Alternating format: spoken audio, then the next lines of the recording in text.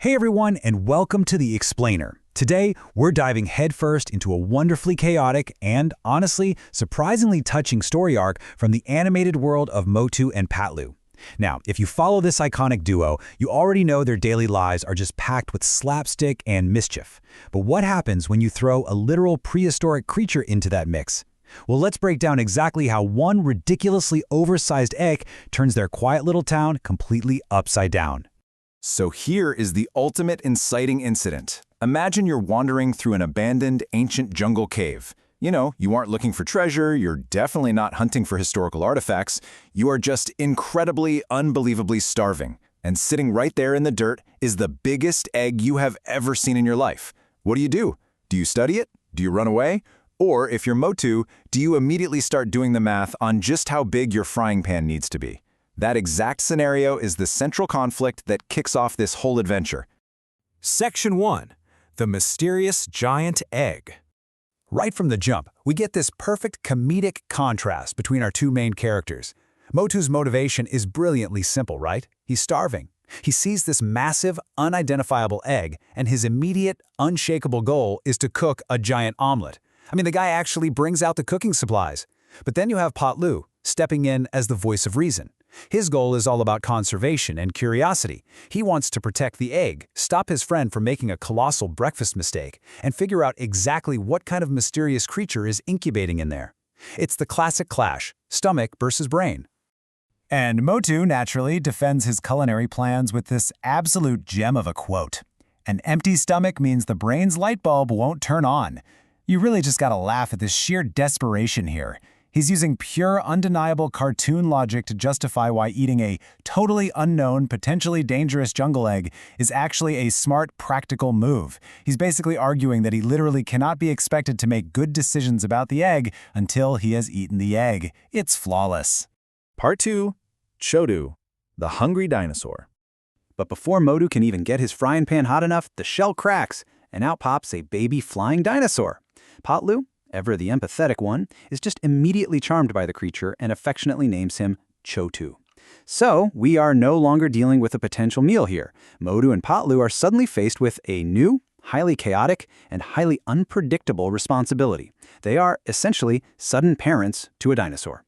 As you'd expect, raising a prehistoric baby comes with some major logistical hurdles. Mainly, what does the little guy eat? First, Patlu tries feeding him some samosas, heavily spiked with chili. Actually, scratch that. The chili samosas were originally a prank meant to deter Motu, but regardless, Chotu unsurprisingly refuses them. So what does a hungry, baby-flying dinosaur eat instead? Well, he just starts munching on the wooden chairs. And from there, he moves right on to consuming whatever random household furniture he can get his jaws on. It is brilliant slapstick comedy. They save the dinosaur from being eaten, only for the dinosaur to literally eat them out of house and home.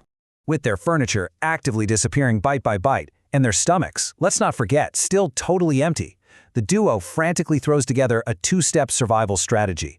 Step 1. Keep Chotu safely hidden indoors. They know for a fact the outside world won't understand a flying dinosaur. Step 2. Go out and find their scientist friend, Dr. Chotka, to basically beg for a genius idea on how to handle the mess. It's a total desperate play for time. Section 3. Chaos and the Law. The pacing of this story is just relentless. Think about it. In the morning, Motu makes a simple discovery in a cave. By midday, Chotu has hatched and is actively devouring their living room. By the afternoon, Motu and Patlu are fleeing their own house to go get Dr. Jotka. And by late afternoon, local law enforcement, Inspector Chingum himself, arrives on the scene and discovers the absolute wreckage they left behind. In just a few hours, a quiet day spirals into total town-wide panic. And of course, you can't have Inspector Chingum on the case without his iconic catchphrase, "Escaping Chingum's clutches is impossible, I say. Impossible." Chingum takes one look at the destroyed furniture and immediately assumes foul play. He brings this wildly over-the-top, dramatic law enforcement energy to the whole situation, vowing to hunt down whoever or whatever is responsible, which obviously drastically raises the stakes for our heroes who are really just trying to protect a baby animal. Moving to Section 4. The Sideshow Threat. Now we hit the thematic core of this adventure, a huge clash of motivations. On one side, we introduce a local businessman, and his core motivation is pure, unadulterated greed. He looks at this rare prehistoric animal and doesn't see a living creature. He sees a highly lucrative product. He wants to exploit Chotu, sell tickets to a sideshow, and literally become a millionaire overnight.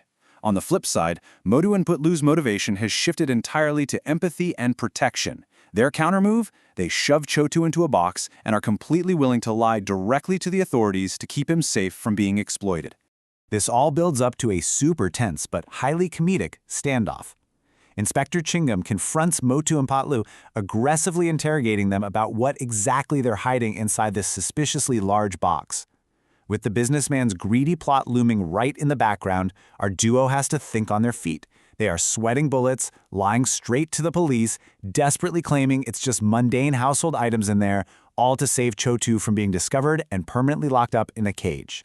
And finally, Section 5, a bittersweet farewell. The real turning point is Patlu's realization. He looks around at the aggressive police inspector, he sees the greedy businessman eager to sell tickets, and he understands a really harsh truth. The human world is simply too dangerous, too greedy, and way too chaotic for an innocent prehistoric creature to survive in. This is absolutely crucial because it's the ultimate lesson of the explainer. True empathy sometimes means you have to prioritize safety and ultimately let go of the amazing thing you found for its own good. And honestly, no one demonstrates this growth better than Motu. The guy who literally started the day wanting to crack Chotu open into a frying pan is the one who delivers this heartfelt line, "I don't want to, but bye Chotu, bye-bye." It's a surprisingly emotional character beat. He's genuinely bonded with this little furniture-eating monster, and saying goodbye hurts, but he knows without a doubt it's the right thing to do to keep his friend safe. And the payoff for this choice is incredibly satisfying. As Motu and Patlu release him, Chotu takes to the sky, successfully flying away to return to his own prehistoric world or wherever he truly belongs. Meanwhile, that greedy businessman, who had already gone ahead and set up his stage, hyping up his big, real dinosaur show, is left standing there with absolutely nothing to show his audience. His grand, exploitative scheme completely and utterly fails. But I think my favorite comedic button to wrap up this whole story is the number 20. As the dinosaur flies away into the distance and the dust finally settles, a totally bewildered Inspector Chingum just looks up at the sky and laments that his 20 long years of police experience have been completely ruined. I mean, a flying baby dinosaur case is just way too bizarre for his record book. It's a hilarious final note to cap off all the chaos. And that brings us to the end of our explainer. It's a wildly entertaining story about empty stomachs, eaten furniture, and crazy slapstick, but it definitely leaves us with something a bit deeper. Doing the right thing often means letting go. Think about it. If you found a literal prehistoric wonder in a cave, would you actually have the courage to walk away from the fame, the money, and the discovery just to say goodbye and keep it safe?